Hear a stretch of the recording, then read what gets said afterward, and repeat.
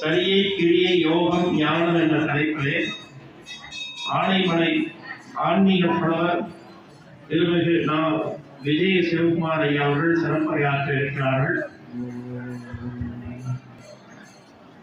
சுவாமிகள் திருமணிகளே சரணம், பெருமான் சுவாமிகள் திருமணிகளே சரணம்.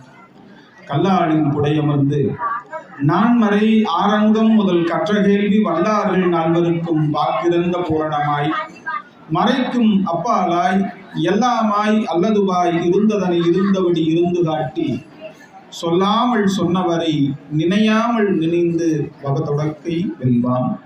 பூழியர்கோன் வெப்பொழித்த புகழியர்கோன் கடல் போற்றி ஆளிமிசை கல்மிதப்பில் அணைந்த பிரான் அடிபோற்றி வாழி திருநாவலூர் வந்தொண்டர் பதம் போற்றி ஊழிமடி திருவாத ஊரர் திருத்தாள் போற்றி போற்றி தென்னாடுடைய சிவனே போற்றி எந்நாட்டவர்க்கும் இறைவா போற்றி. என்னை நன்றாக இறைவன் படைத்தனன் தன்னை நன்றாக தமிழ் செய்யுமாறு வெகு சீரோடும் சிறப்போடும் நடைபெற்றுக் கொண்டிருக்கிற அருள்மிகு சித்தர் குகைப்பெருமாள் சுவாமிகளினுடைய 71ஆம் ஆண்டு குரு பூஜை விழா. இந்த புண்ணியமான விழாவை தலைமையேற்று சிறப்பித்துக் கொண்டிருக்கக்கூடிய தவத்திரு வேதாந்தானந்தா சுவாமி அவர்கள் ஒரு பெரிய அருட்பணியையும் அறப்பணியையும் செய்து கொண்டிருக்கிறார். எல்லா துறவிகளையும் ஒன்று சேர்த்துறதுங்கிறது மிக கடுமையான காரியம். பெரிய பெரிய சன்னிதானங்கள், மடாதிபதிகள், பீடாதிபதிகள் எல்லாம் சுவாமி அவர்கள் எடுக்கக்கூடிய முயற்சிக்கு உறுதுணையாக இருக்கிறார்கள். நமது தர்மத்தில் என்ன ஒரு பெரிய விசேஷம்னு கேட்டிங்கன்னா, இயற்கையும் இறைவனும் வேறு வேறு அல்லன்னு நினைக்கக்கூடிய நம்பக்கூடிய ஒரு தர்மம். அந்த அடிப்படையில் இயற்கையை பாதுகாக்க வேண்டும், நதிகளை போற்றி பாதுகாக்க வேணும்னு சொல்லி சுவாமி அவர்கள் எடுத்திருக்கக்கூடிய முயற்சி. சமீபத்தில் எங்கள் ஊர் ஆனமலையில் கூட அந்த புண்ணியமான நதிக்கு வழிபாடுகள் நடந்தது. ஒவ்வொரு கிராமங்களிலும் நதிகளை போற்றி வணங்கக்கூடிய ஒரு அருட்பெரும் காரியத்தை சுவாமி அவர்கள் செய்து கொண்டிருக்கிறார்கள். அவர்களுடைய பொன்னார் திருவடிகளை மனம் மொழி மெய்யினாலே வணங்கி, வெள்ளாடையில இருந்தாலும் ஒரு துறவிக்குண்டான எல்லா இலக்கணத்தோடையும் தன்னுடைய வாழ்க்கையை அமைத்துக் கொண்டு ஒரு அற்புதமான குருவாக ஆத்ம போதகராக இருந்து இங்கே அருளுரை ஆற்றி இருக்கக்கூடிய வணக்கத்துக்கும் போற்றுதலுக்கும் உரிய என்னுடைய மானசீக குருநாதர் மனோகரன் சுவாமி அவர்கள் அற்புதமான உரையாற்றி இருக்கிறார். இவ்வளவு வேலையும் இங்கே கூட்டி வைத்து எவ்வளவு பெரிய முயற்சி இருந்தால் ஒவ்வொரு மாதமும் திருநக்ஷத்திர வழிபாடு, அமாவாசை பௌர்ணமி வழிபாடு, குரு பூஜை வழிபாடுங்கிறது நடத்துவதற்கு பெரிய காரியம். அந்த அருட்பணியை அரும்பாடுபட்டு நிகழ்த்தி கொண்டிருக்கக்கூடிய பெரியவர் வணக்கத்துக்கும் போற்றுதலுக்கும் உரிய கனகராஜ் ஐயா அவர்களை, வரவேற்புரை ஆற்றி இருக்கக்கூடிய ஆசிரியர் பெருந்தகை முருகானந்தம் ஐயா அவர்களை, பல ஊர்களிலே இருந்து தத்துவ ஞான சபையை சார்ந்த அன்பர்கள் இங்கே வர இருக்கிறார்கள், வந்திருக்கிறார்கள். அவர்களையும் சன்மார்க்க நெறியில் இருக்கக்கூடிய ஐயா அவர்களை போன்ற பெரியோர்களையும் பணிந்து வணங்கி, இங்கே இருக்கக்கூடியவர்கள் ஒவ்வொரு பேரும் 1000 பேருக்கு சமம். அப்பேற்பட்ட அற்புதமான திருக்கூட்டம். நீங்க மாணிக்கவாசக பெருமான் அறிவிலே சிவமாகவே ஆனவர்கள். அதனாலதான் 63 நாயன்மார்கள்ல மாணிக்கவாசக சுவாமிகளை ஒரு அடியாராக சேர்த்துல 63 நாயன்மார்களை சொன்னாங்க பாருங்க. அதுல மாணிக்கவாசகனுடைய திருவரலாறு இருக்குதான்னு கேட்டா இல்லை. ஏன்னா சிவபெருமானோடு ஒன்றாக இரண்டர கலந்தவர் மாணிக்கவாசக சுவாமி, அனுபூதியை அடைந்தவர். நம்மெல்லாம் கோயிலுக்கு போறதுக்கு ஒரு நோக்கம் இருக்குதுங்க. அது வேணும் இது வேணும்னு கேட்கறதுக்காக போவோம். நாம எதெல்லாம் கேட்கணும்னு போவோமோ அதெல்லாம் எனக்கு வேண்டாம்னு கேட்டுட்டு கோயிலுக்கு போனவர் மாணிக்கவாசக பெருமான். உற்றாரை யான் வேண்டேன், ஊர் வேண்டேன், பேர் வேண்டேன், கற்றாரை யான் வேண்டேன், கற்பனவும் இனி அமையும், குற்றால தமர்ந்துரையும் கூத்தா உன் குறைகளுக்கே கற்றாவின் மனம் போல கசிந்துருக வேண்டுவனே. இந்த மனசை எனக்கு வேண்டாம் சாமி, ஒரு கண்ணுக்குட்டியோட மனசை கூடுன்னு கேட்டுட்டு போனவர். அவர் அடையிறதுக்கு இனி வேற ஒன்றும் இல்லைங்க, அடைஞ்சிட்டார். கடைசியா திருவாசகத்துல நிறைவுக்கு பகுதிக்கு போகையில அவருக்கு ஒரு ஆசை, நாம கூட சாமி கிட்ட ஒன்று கேட்டு வாங்கிட்டா என்னன்னு நினைக்கிறார். அவர் ஒரு வரம் கேட்கிறார். நாம கேட்டா என்னன்னு கேட்போம்னு நமக்கு தெரியும். மாணிக்கவாசக சாமி கேட்கறக்கு அவர்கிட்ட நீ என்ன இருக்குது, என்ன ஆண்டவன் கிட்ட கேட்டு பெறணும். ஆனா ஒன்று வரம் கேட்டார் பாருங்க. என்னன்னா, சுவாமி உடையாள் உந்தன் நடு இருக்கும், உடையாள் நடுவுள் நீ இருத்தி, அடியேன் நடுவுள் இருவீரும் இருப்பதானால் உன் அடியார் நடுவுள் இருக்கும் அருளை புரியாய். எப்படி ஒரு வரம் கேட்கிறார் பாருங்க. எல்லாம் அடைந்த பிறகும் கூட ஆண்டவனோடு இருக்க வேண்டிய விருப்பம் இல்லை எனக்கு. உன் அடியார் நடுவுள் இருக்கும் அருளை புரியாய் பொன்னம்படத்து என் முடியா முதலே என் கருத்து முடியும் வண்ணம் முன்னின்றே. அடியார்களோடு இருக்கக்கூடிய ஒரு பெரிய பாக்கியம் வேணும்னு அப்பேற்பட்ட சுவாமி கேட்கிறாருன்னா, இப்பேற்பட்ட அடியார்கள் திருக்கூட்டத்தோட நாமும் இருக்கணும் அப்படிங்கிறத ஏதோ ஒரு ஜென்மத்தில் நாம் ஒரு புண்ணியம் பண்ணியிருந்தா தான் இப்பேற்பட்ட மகான்களினுடைய தரிசனம் கிடைக்கும். ஒரு அற்புதமான திருக்கூட்டத்தில் குரு பூஜைங்கிறது எத்தனையோ வழிபாடுகள் நமது தர்மத்தில் உண்டு, ஏராளமான வழிபாடுகள் உண்டு. எல்லா வழிபாடுகளிலும் உயர்ந்த வழிபாடுன்னு நாம் பெரியவர்கள் நமக்கு காட்டியது குரு வழிபாடு. இந்த குருவினால மட்டும்தான் சஞ்சித கர்மம்னு சொல்லக்கூடிய பல மூட்டை, பெரிய மூட்டையை ஒரு சன பொழுதுல பொசுக்க முடியும். அந்த சஞ்சித கர்மத்தால தான் இந்த பிறவி. அதை கணிக்க வந்த இடத்துல நாம புதுசா சில கர்மங்களை செய்யணும். அது பிராரப்தமாகி ஆகாமியமாகி அடுத்த பிறவிக்கு வழிவகுக்கிறது. தொடர்ந்து இந்த பிறவியானது வந்து வந்து வந்து புல்லாகி பூடாகி மரமாகி பல் மிருகமாய் பறவையாய் பாம்பாய் கல்லாய் மனிதராய் பேயாய் கணங்களாய் வல்லசுரராய் முனிவராய் தேவராய்னு இந்த பிறவி வந்து கொண்டே இருக்குது பாருங்க. இந்த நீண்ட பிறவிக்கு அடிப்படையான காரணம் சஞ்சித கர்மம். அந்த சஞ்சித கர்மத்தை பொசுக்கக்கூடிய ஒரு அற்புதமான திருநாள் நாம் இன்னைக்கு செய்யக்கூடிய குரு வழிபாட்டு நாள். இந்த புண்ணியமான நாளில் நாம் சரியை கிரியை யோகம் ஞானம் என்கின்ற பொருள் பற்றி நீங்களும் நானுமாக சிந்திக்கக்கூடிய நல்ல வாய்ப்பு திருவருளாலும் சித்தர் பெருமானுடைய குருவருளாலும் குருமார்களினுடைய ஆசையாலையும் நமக்கு கிடைக்கிறது. நீங்க மற்ற சமயங்களுக்கெல்லாம் போனீங்கன்னா உலகத்துல 200க்கும் மேற்பட்ட சமயங்கள் உண்டுங்க. எல்லா சமயங்களுக்கும் தனித்தனி தத்துவங்கள் உண்டு, தனித்தனி கோட்பாடுகள் உண்டு, வழிபாட்டு முறைகள் உண்டு. அத்தனை சமயங்களை பத்தி நம்மளுக்கு தெரியாது. ஆனா நம்ம கண்பட 2 சமயங்களை பார்த்துருக்கிறோம். நம்மளது அல்லாத பிற சமயங்கள் 2 நம்ம கூடயே இருக்கு. அதை பத்தி நம்மளுக்கு ஓரளவுக்கு தெரியும். அங்கெல்லாம் எப்படி வழிபாடுகள் நடக்குதுன்னு பார்த்தீங்கன்னா நம்மளுக்கெல்லாம் ரொம்ப ஆச்சரியமா இருக்கு. வெள்ளிக்கிழமையானா என்ன வேலை இருக்குதோ இல்லையோ அதை எல்லாத்தையும் நிறுத்திட்டு அத்தனை பேர் அவங்களுடைய வழிபாட்டு ஸ்தலங்களுக்கு கோயில்களுக்கு போயிடுவாங்க. அங்கே போய் எல்லாரும் ஒன்று சேர்ந்து அந்த வேதத்தை சொல்லி அந்த வேதத்துக்கான சில விளக்கங்களை சொல்லி வழிபாட்டை முடிச்சுட்டு எல்லாரும் ஒன்று சேர்ந்து வெளியேறிடுவாங்க. ஒரு சமயத்தில் அப்படி இருக்குது. இன்னொரு பக்கம் போய் எட்டி பார்த்தோம்னா அது எப்படி இருக்குதுன்னா, ஞாயிற்றுக்கிழமையானா எல்லா வேலையும் மூட்டை கட்டி வச்சுட்டு அத்தனை பேரும் போயிடுறாங்க. எல்லாம் ஒன்று கூடி இறைவனுடைய நாமத்தை பாடி அவனுடைய செய்திகளை கேட்கிறாங்க. எல்லாரும் ஒன்றா கலைஞ்சு போயிடுறாங்க.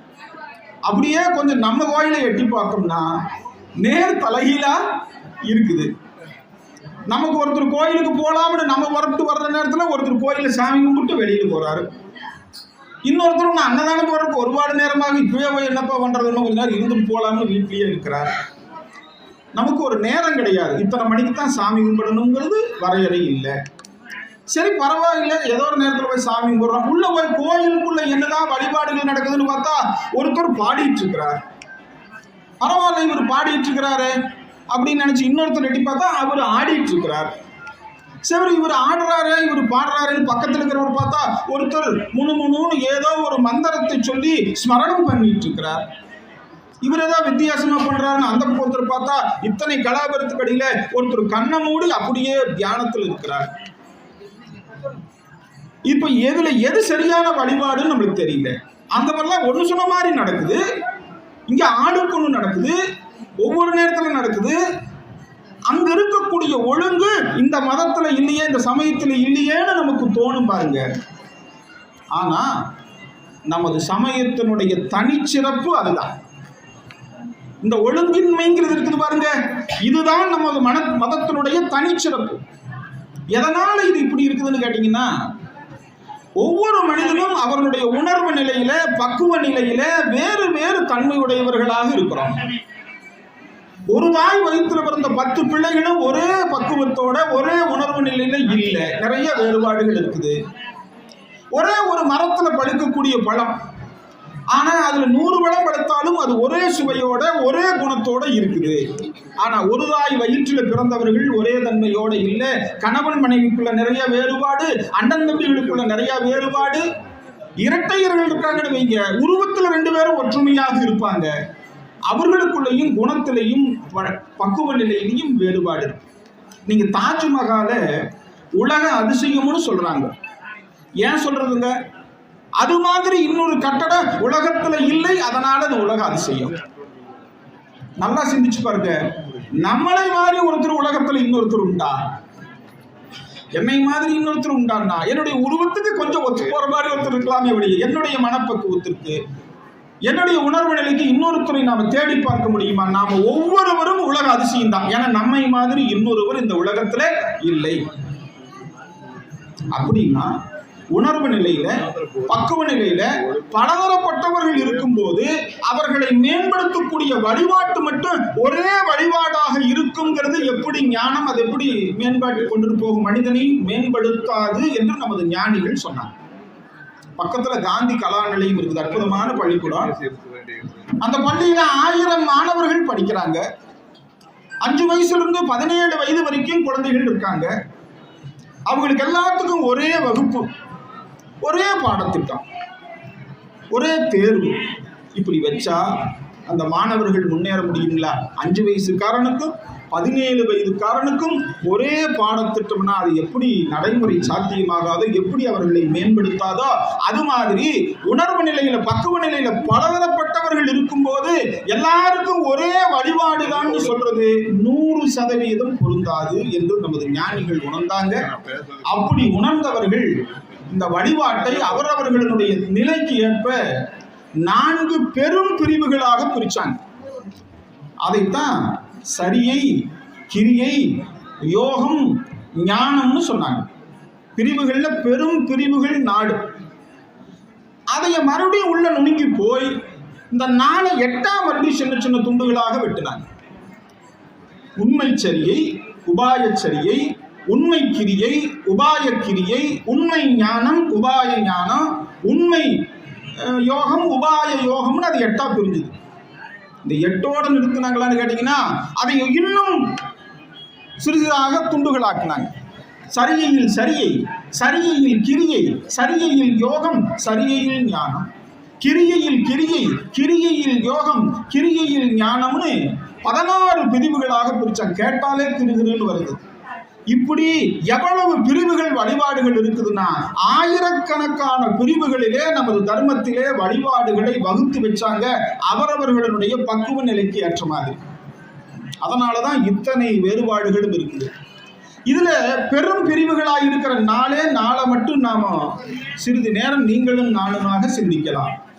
இந்த வழிபாட்டுல முதல் வழிபாடுன்னு சொல்லக்கூடியது சரியை வழிபாடுங்க. சரியினா நம்மளுக்கு நல்லா தெரியுது, சரீரத்தினாலே செய்யக்கூடிய காரியங்கள் சரியை. இதுதான் வழிபாட்டினுடைய முதல் நிலை. நம்ம ஒருத்தர் ஆன்மீக வாழ்க்கைக்குள்ள வர்றோம்னு வைங்க, முதல் படியாக நமது அருளாளர்கள் நமக்கு காட்டுவது சரியை வழிபாடு. சரியை வழிபாடுன்னா வேற ஒன்றும் இல்லை. பொதுப்படையா எல்லாரும் கோயிலுக்கு போறாங்க, நானும் கோயிலுக்கு போறேன். எல்லாரும் திருநீர் வைக்கிறாங்க, நானும் திருநீர் வைக்கிறேன். ஏதோ ஒரு பொதுவிலே வழிபாடு செய்யறது சரியை. ஆரம்ப நிலைன்னு சொன்னாங்க.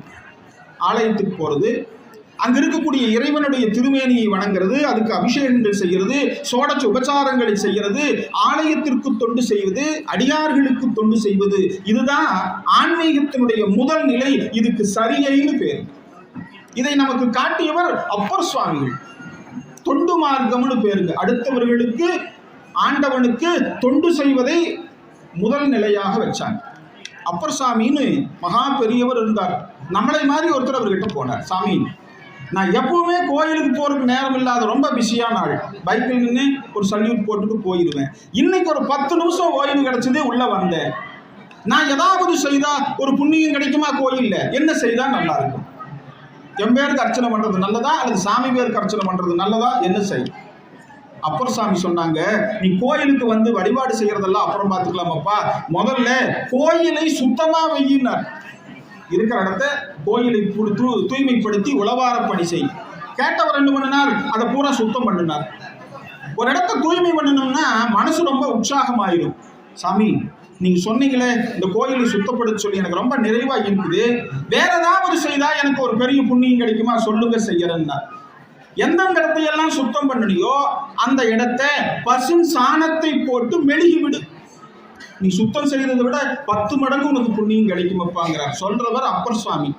சரிங்க, அதையும் செய்யறேன். இன்னும் ஏதாவது இருந்தா சொல்லுங்க ஐயா.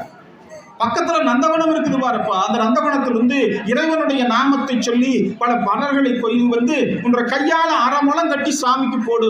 6 அடி மாலை வாங்கிட்டு வந்து போட்டீங்கன்னா சாமி நினைப்பார், இத்தச்சோடு மாலை கொண்டு வந்து போட்டானே தோளெல்லாம் வலிக்குதுன்னு. உன்ற கையால ஒரு மாலையை கட்டி போட்டா அது அவ்வளவு பெரிய சிறப்பை உனக்கும் உன்னுடைய சந்ததிக்கும் சேர்க்கும்னார். ஐயோ சாமி, அப்படியே செய்யறேன். மாலை கட்டி கொண்டு போய் போட்டார். இனி என்ன செய்யட்டும், 2 விளக்கை ஏற்றி வை. கோயில்ல 2 விளக்க எடுத்துங்கிறார் அப்பர் சாமி. அதையும் செய்துட்டேன், ஆனந்தமா இருக்குது. இன்னும் ஏதாச்சும் இருந்தா ஒண்ணு சொல்லுங்க. இதுவரைக்கும் நீ செய்த காரியத்துக்கு இறைவன் பரிசாக புண்ணியத்தை மேலிருந்து கொடுத்துட்டே இருப்பார். இன்னும் ஒரு காரியத்தை செய்தா ஆண்டவனே உன்னிடத்துல நேரில் வந்துடுவார். ஐயோ, அப்ப நீங்க அதை முதல்ல சொல்ல வேண்டாமா, அதை சொல்லுங்க என்ன செய்யறேன்னா. இறைவனுடைய நாமத்தை சொல்லி 2 வார்த்தைகளை பாடு. விளக்கினால் பெற்ற இன்பம் மெழுக்கினால் பதிற்று ஆகும். துளக்கினன் மலர் தொடுக்கின் தூயவின் நேரலாகும். விளக்கிட்டார் பேரு சொல்லின் மெய் நெறி ஞானமாகும். அளப்பிலா கீதம் சொன்னார்க்கு அடிகள் தான் அருளுமாறுங்கிறது அப்பர் சுவாமிகளுடைய வாக்கு. கோயிலுக்கு போகணும், தொண்டு செய்யணும். கோயிலுக்கு போகணுங்கிறத கேட்டாலே நம்மளுக்கு கஷ்டமா இருக்குது. ஒரு நோம்பி நொடினா கூட முதல்ல எல்லாம் நாம சிறுவர்களாக இருந்தபோது புது சட்டை போட்டா காலர்ல மஞ்சளை வச்சுட்டு முதல்ல கோயிலுக்கு போயிட்டு வான்னு சொல்லுவாங்க. ஒரு பிறந்த நாள் கோயிலுக்கு போகணும். கோயிலுக்கு போகிறது நமது தர்மத்தில் நித்திய கடமையாக நித்தமும் செய்யக்கூடிய காரியமாக இருக்கு. திருமூலர்னு ஒரு மகா பெரியவர் வாழ்ந்தார். 3000 ஆண்டுகள் வாழ்ந்தார். ஆண்டுக்கு ஒரு முறை மட்டும் விழித்தெழுந்து தான் ஒரு வருடம் தன்னுடைய தவத்துல என்ன உணர்ந்தாரோ அதை 4 வரிகளில் எழுதி வச்சார். அதுக்கு திருமந்திரம்னு பேரு. நாமெல்லாம் எப்படி வாழணும்னு ஒரு இலக்கணத்தை வகுத்து சொன்னார். அவர் சொல்றாரு பாருங்க, அப்பா நித்தப்படி நீ காலை கடன்களை முடிச்சுட்டு கோயிலை போய் வழிபாடு செய். வீட்டில் எத்தனை சாமி படம் இருந்தாலும் எத்தனை விளக்கு ஏற்றினாலும் ஆலயத்துக்கு போனதுக்கு சமமாகாது. நீ ஆலயத்துக்கு போ. ஆண்டவனை பார்க்க போகையில, வயதான பெரியவர்களை பார்க்க போகையில, குழந்தைகளை இருக்கக்கூடிய வீட்டுக்கு போகையில வெறுங்கையோடு போவது பாவம். செஞ்சனாத ஏதாவது கையில் எடுத்துட்டு போ சொல்றார். 2 பூவை வாங்கிட்டு போகலாம், தேங்காய் பழத்தை வாங்கிட்டு போகலாம், பிரசாதத்தை வாங்கிட்டு போகலாம்னு திருமூலர் சொல்லு பாருங்க. எங்க போனாலும் 2 பச்சளையை எடுத்துட்டு போன்னு சொல்றாரு பாருங்க. ஆச்சரியமான செய்தி. நீங்க பூ விற்கிற விலைக்கு வாங்க முடியாதுன்னு நினைச்சவர் பச்சளை எடுத்துட்டு போ. சிவன் கோயிலா இருக்கா 2 வில்வத்தை எடுத்துட்டு போ. பெருமாளுடைய ஆலயமா 2 துளசியை கொண்டு போ. விநாயகரனுடைய ஆலயமா அருகம்புல்ல கொண்டுட்டு போ. யாவர்க்குமாம் இறைவர்க்கோர் பச்சிலை. நம்மளை மாதிரி கேட்டுட்டு இருந்தவர் சொன்னார், சாமி எனக்கு இருக்கிற அளவுக்கு நான் இதெல்லாம் டெய்லி கோயிலுக்கு போக முடியுமா? அதெல்லாம் முடியாதுங்க, வேற ஏதாவது எளிமையானது இருந்தா சொல்லுங்க. சாமி சொன்னாங்க, அது முடியாட்டி பரவாயில்ல, 30 முக்கோடி தேவர்களும் வாசம் செய்யக்கூடிய ஒரு ஜீவன் உண்டுனா இந்த லோகத்துல பசு. அந்த பசுவுக்கு ஒரு வாய் புல்லு கொடு, நீ கோயிலுக்கு போன புண்ணியம் சேர்ந்து வந்துருங்க. நம்மால் சொன்னாரு, பட்டி நோம்பிக்கே நாங்கெல்லாம் பசுவை படத்துல வச்சு சாமி போடுற அளவுக்கு ஆகி போச்சு. இருக்கிறத பூரா வெட்டி வெளியில் அனுப்பிச்சிட்டா எங்க சாமி பண்றது? அது சிரமம். நீங்க வேற ஏதாவது எளிமையா இருந்தா சொல்லுங்க. சாமி சொன்னாங்க, அது கூட நாள் முடியலன்னா பரவாயில்ல, சாப்பிட்றதுக்கு முன்னாடி ஒரு கைப்பிடி உணவை எடுத்து பசின்னு ஒருத்தர் நிற்கிறார் பார், அவருக்கு கொடுத்து போட்டு சாப்பிடுங்க. நம்ம சாப்பிட்டதனுடைய மிச்சத்தையும் முதல்ல போட்டுட்டு இருந்தோம். ராப்பிச்சைன்னு ஒன்று இருந்தது. கொரோனாவை ஒழிச்சுமோ டெங்கு காய்ச்சலை ஒழிச்சுமோ நம்மளுக்கு தெரியாதுங்க. ஆனால் அந்த ராப்பிச்சைன்னு ஒன்று வந்து அதை கம்ப்ளீட்டாக ஒழிச்சு போட்டோம். மிச்சம் மீறி சாப்பிட்றதுக்கு நானே இருக்கிறேன். நீ எங்கடா வந்தேன்? பிரிச்சு இருக்குது உள்ளவை, நாளைக்கு சூடு பண்ணி சாப்பிடு. ராப்பிச்சையே இல்லை பாருங்க. இன்னைக்கு அதை பழசு விரட்டிகளுக்கு போடுறதே இல்லை. ஒரு அம்மா என்ன பண்ணுச்சு, ஒரு பிச்சைக்காரர் ஒருத்தர் பசின்னு வந்தார் 9 மணிக்கு. அந்த அம்மா வேலையெல்லாம் முடிச்சுட்டு படுக்கிறதுக்கு போயிருந்தது. வீட்டுக்காரர் பார்த்தாரு, எழுப்புனா அந்த அம்மா சிரமப்படும்னு அவரே போய் சமையல் கட்டெல்லாம் பார்த்தார். இதை மத்தியானம் செஞ்ச மிச்சம் மீதி சாப்பாடு இருந்தது, கொஞ்சம் ரசம் இருந்தது, அதை கொண்டு போய் பிச்சைக்காரனுக்கு போடலான்னு போனார். அது உருட்டு சதங்கீடு அந்த அம்மா இருந்தது. என்னையா பண்ணிட்டு இருக்கிறேன்? இல்லை, வெளியில பசின்னு ஒருத்தர் வந்திருக்கிறார், மிச்சம் மீதி இருக்கவெல்லாம் கொண்டு போய் போடலாம்னு போனோம். உங்களுக்கு ஏதாச்சும் அறிவு இருக்கா? இப்படி எல்லாம் செய்யலாமா? உங்களுக்கு கொண்டு பழச போடலாமா? கொஞ்சம் உட்கார சொல்லணும். மடமடான்னு சம்பாரவை கலரை கொண்டு போய் அவருக்கு போட்டுது. இவருக்கு கண்ணீர் வந்துருச்சு. அடே, என்ற சம்சாரம் 30 வருஷமா நான் குறைக்கிறவனை பத்தி நான் தப்பா நினைச்சிட்டேன். பிச்சைக்காரனுக்கு சுடுசோடு போடுறையே, உன்னுடைய கருணை தான் என்ன உன்னை தப்பா நினைச்சிட்டேன். அதெல்லாம் ஒண்ணும் இல்லை, இதை கொண்டு போய் பிச்சைக்காரருக்கு போட்டா நாளைக்கு காலையில் பொம்மாளி கணக்கு போடுறதுன்னு கேளுங்க. ஐயா பிச்சைங்கிறது போயிருச்சு பாருங்க. சாமி சொல்றாங்க, தினப்படி கோயிலுக்கு போகணும் முடியாது, பசுவுக்கு கொடுக்கணும் முடியாது, பசின்னு வரும்போது ஒரு கைப்பிடி உணவை கொடுத்து போட்டு சாப்பிடப்பா, அது போது அதை செய்யறியான்னார். நம்மால் சொன்னாரு, நீ சொல்றது நியாயம்தான் சாமி, சின்ன காரியம் தான், அதுல கூட நான் செய்யறதுக்கு ஒரு சிரமம் இருக்குன்னார். என்ன சாமி சிரமம்? எங்கிட்ட இருக்கிறதே ஒரு வாய் சாப்பாடு சாமி, நான் அவருக்கு கொடுத்து போட்டு பசியோட படுக்க சொல்றீங்களா இல்லையா? இப்ப சாமி பார்த்தாரு, ஐயோ அப்படின்னா அது வேண்டாமப்பா, அது உனக்கு சிரமம், நீயே சாப்பிட்டுக்க. அடுத்தவர்களுடைய மனதுக்கு ஆறுதலை தரக்கூடிய நல்ல வார்த்தைகளை பேசுங்கிறார். எப்படி ஒரு தர்மத்தை காட்டுறாரு பாருங்க. யாவருக்குமான் இறைவனுக்கோர் பச்சிலை, யாவருக்குமான் பசுவினுக்கோர் வாயுரை, யாவருக்குமான் உண்ணும் போது ஒரு கைப்பிடி, யாவருக்குமான் பிறர்க்கு இன்னுரை தானே. இப்படித்தான் வாழணுங்கிற ஒரு வரையறையை காட்டுறாரு பாருங்க. இதுதான் நமது சமய வாழ்க்கையினுடைய அடிப்படை. இதைத்தான் சரியை என்று சொல்றாங்க. தொண்டு மார்க்கம்னு பேரு. இந்த நெறியில நாம பலகாலம் இருந்தோம்னா இதனுடைய அடுத்த நிலையை நாம் அடைய முடியும். நாம் நல்லா புரிஞ்சுக்கணுங்க. சரியை, கிரியை, யோகம், ஞானம்ங்கிறது ஆண்டவனை அடைவதற்கான 4 பாதைகள் அல்ல, 4 வழிகள் அல்ல, 4 படிகள். முதல் படியை ஏறாம 4ஆம் படிக்குள்ள போகவே முடியாது. அப்ப முதல் படியான சரியில நாம நின்னோம்னா 2ஆம் படியாக இருக்கக்கூடிய கிரியை நமக்கு உணரும்.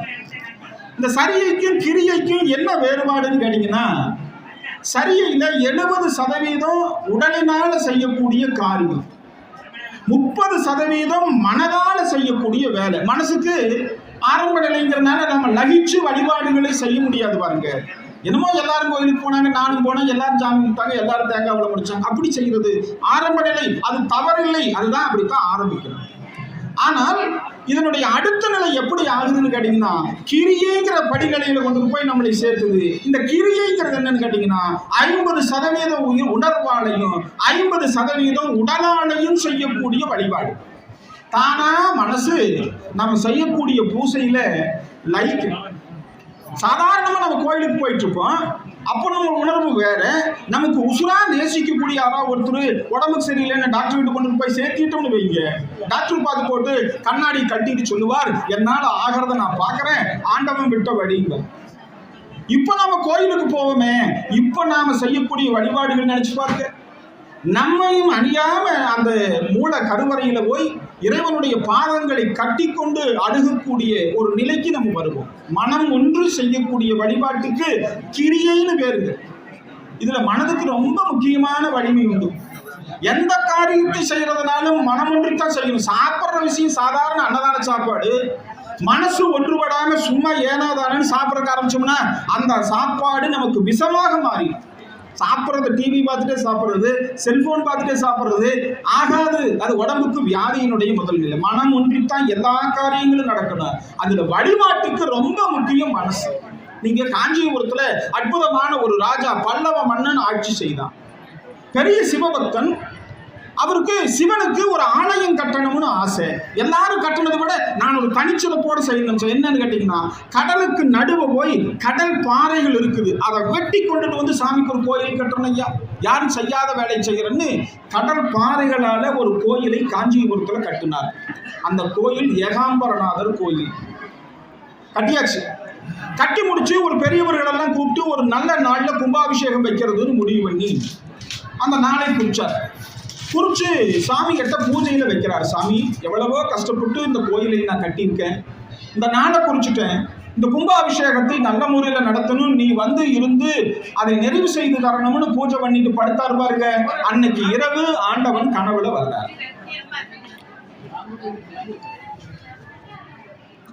வர்ற சுவாமி, ராஜா நீ எந்த தேதியில கும்பாபிஷேகம் வைக்கணும்னு சொன்னையோ அதே தேதியில நான் வேறொரு கோயிலுக்கு வர்றதாக ஒத்துக்கிட்டேனப்பா. அது உன்னுடைய ஆட்சிக்குட்பட்ட ஊர்ல தான் இருக்குது. திருநின்ற ஊர்னு பேரு. திருநின்ற ஊர். அங்க கோயில், ஒரு கோயில் கும்பாபிஷேக வேலை நடக்குது. அங்கேயும் இதே நாள்ல தான் கும்பாபிஷேகம் வச்சிருக்கிறாங்க. நான் அங்க போகணும், முன்கூட்டியே சொல்லிட்டாங்க. அதனால நீ வேற நாள்ல கும்பாபிஷேகத்தை வைக்கிறார். என்னங்க சாமி நம்மளை மாதிரியா? ஒரே முகூர்த்தத்துல 4 பத்திரிக்கை, 2 காது குத்து, 2 கல்யாணம் வந்துருச்சப்பா, 1 ஜோடி வர முடியாதுன்னு சொல்றதுக்கு சர்வஜன் இல்லையா, சர்வ வியாபகன் இல்லையா? சாமி ஒரு விளையாடல் பண்றாரு பாருங்க. நீ வச்சிருக்கிற நாள்ல இன்னொரு கோயில்ல கும்பாபிஷேகம், நீ நாளை மாத்துங்கிற. பதறிட்டாரு மன்னர். பல்லவ மன்னன் கேட்டா, சாமி எங்க நாட்டிலே அவ்வளவு பெரிய ஆலயமா, எனக்கு தெரியலையே. மறுநாள் காலையில ஒற்றர்களை பூரா விட்டு 8 திசைகளையும் தேடுறான், எங்க இருக்குது இந்த சிவாலயம், எங்க நடக்குது, எங்க தேடியும் பார்த்தா தெரியல. நேரம் அவரே போறாரு, திருவென்றூருக்கு போறாரு. எங்க ஒரு சிவாலயம் இந்த ஊர் இருக்கிறாமே, எங்க இருக்குது யாருக்கு தெரியல. ஏதோ பூசலார்னு ஒரு அடியவர் செய்துட்டு இருக்கிறாராமே. எல்லாரும் கேட்கறவங்க சிரிக்கிறாங்க. என்னையா பூசலார் கோயில் கட்டுறாரா? அந்த மருந்து கடையில போய் உட்கார்ந்து இருக்கிறார், கந்தல் ஆடையோடு இருக்கிற அவரா கோயில் கட்டுறார், நீங்க போய் அவருக்கு எடு. மன்னர் போய் சாஷ்டாங்கமா கால் விழுந்தார். ஐயா, நீங்க ஏதோ ஒரு கோயில் கட்டுறீங்களாமே, அந்த கோயிலை நான் பார்க்கணும்னு வந்தேன். சிரிக்கிறார் அந்த அனுபூதி பெற்ற நாயனார். ஐயா, எனக்கு இந்த கோயிலில் தான் நான் பூசை பண்ணிட்டு இருக்கிறேன். நான் பூசை பண்ணிட்டு இருக்கிற ஆலயம் சிதலமடைஞ்சு போயிருக்குது. ஆண்டவனுக்கு ஒரு நல்ல ஆலயம் கட்டணும்னு என்ற மனசுக்குள்ள ஆசை. என் கையில 10 ரூபாய் இல்லை, என்னை நம்பி யாரும் 10 ரூபாய் கொடுக்க போறதும் இல்லை. ஆனா கோயில் கட்டணும்னு ஆசை.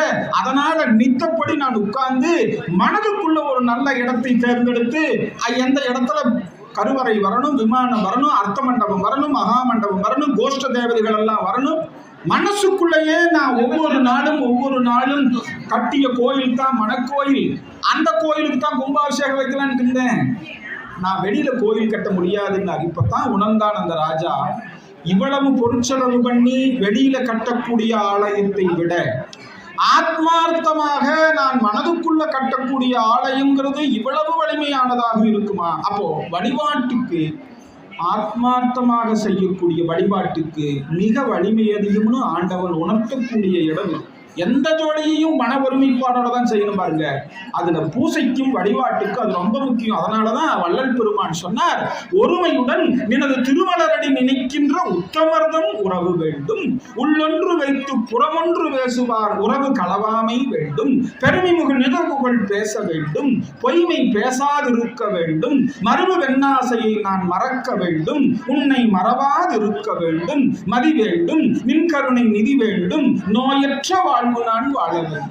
ஒருமையுடன் எனது திருமலரடி நினைக்கின்ற உத்தமர்களினுடைய உறவை கொடுன்னு வள்ளல் பெருமான் கேட்கிறாருன்னா, மனம் ஒன்றி செய்யக்கூடிய வழிபாடுங்கிறது மிகச்சிறப்பு வாய்ந்தது.